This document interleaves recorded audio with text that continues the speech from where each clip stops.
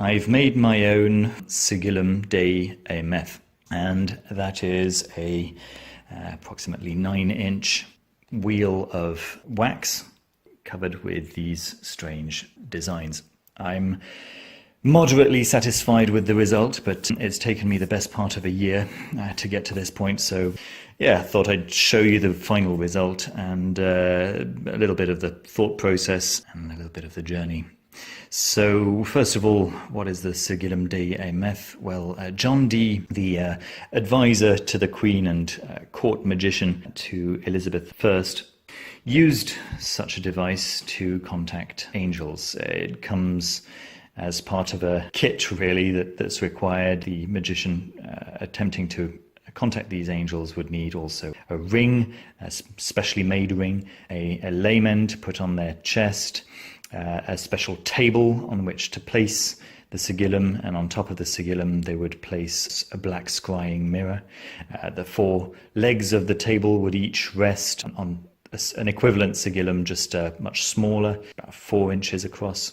And the whole setup is quite convoluted and quite involved, and it's generally known as Enochian magic. If you're interested to know a lot more, then I strongly recommend reading Lon Milo Duquette's Enochian Vision Magic. Now, to talk a little bit about why I've made a sigillum, I first of all discovered the sigillum when I was trying to find a suitable sigil to put onto a play mat, way before I was interested in anything particularly esoteric or occult. I had a game that was based on an H.P. Lovecraft story, and I wanted a nice play mat to play on, and I wanted a suitably occult looking design in the background, but I didn't want anything particularly demonic, since I was already aware of the power of some of these sigils, and so I googled for a good sigil, if that makes sense.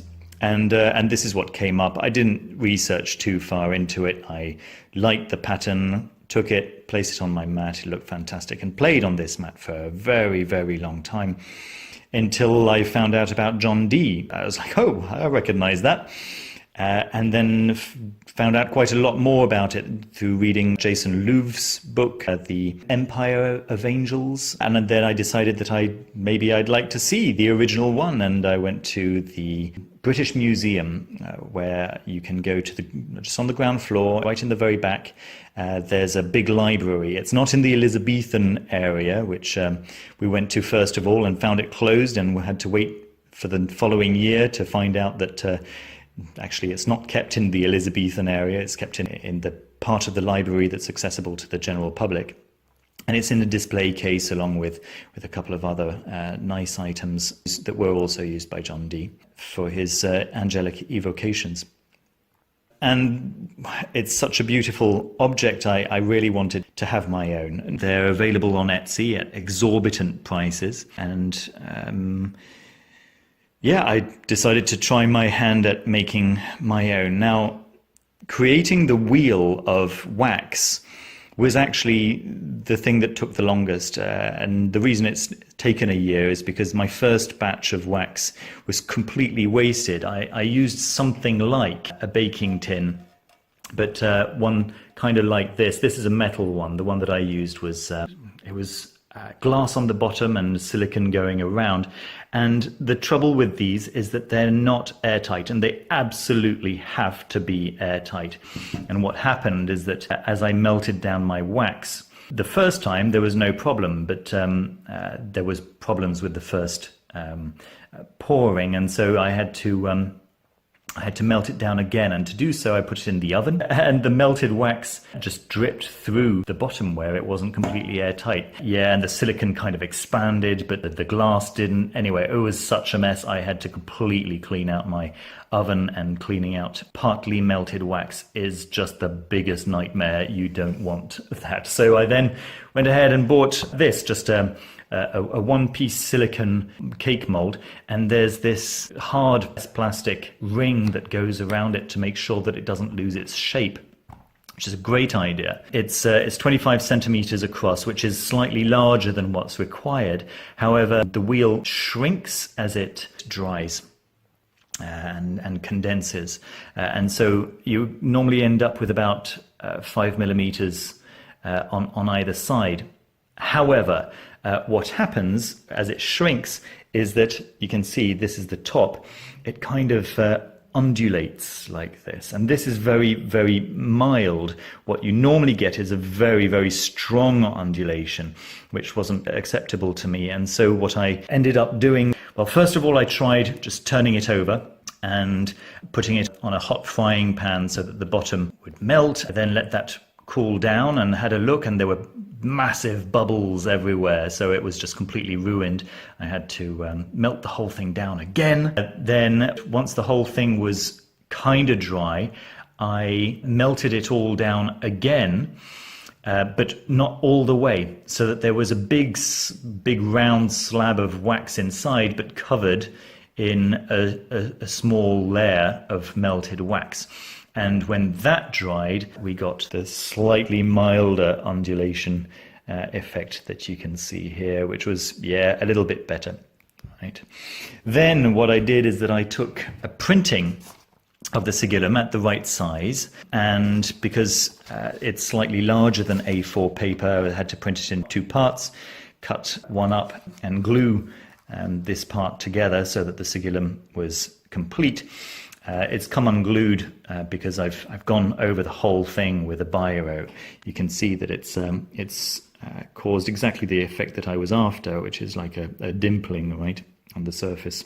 So going very, very strongly with a biro on every single little detail. And then I took a fine liner and went into every little nook and cranny and filled it up with ink, and so I get this this rather beautiful object. Now these white blotches that you can see, I'm pretty sure that's the result of heating and cooling and heating and cooling the wax more than once. The first one that I made did not have those blotches. That's the first thing. The second thing is that if a tiny drop of water falls into your melted wax, you're kind of in trouble. In the very, very early stages, when I was just starting out, I tried melting it down in a bain-marie. So I filled a pan with water, hot boiling water, which I put onto a slow simmer, and melted the wax down like that. However, the problem with that is that it's just so close to water that little drops can fall in, which causes bubbles, and those bubbles just become bubbles. The water seems to be heavier than the wax, and so it falls to the bottom. And so when you turn the final product over, you've got these crevices filled with just water, which you can literally just dry up with a paper towel or whatever. It's kind of weird to see, but it does completely ruin your result. So what these could very well be tiny water bubbles. One last thing is that if your silicon container or mold is not completely perfectly clean, and I mean absolutely clean, then when the wheel dries down, you can see that you can barely see it anymore, but you can see that it cracks just on the edge. And when it's absolutely clean, that doesn't happen. On this side is what you can expect from a clean edge. On this side is what you can expect when you haven't quite cleaned it perfectly since your previous faulty attempt. Okay.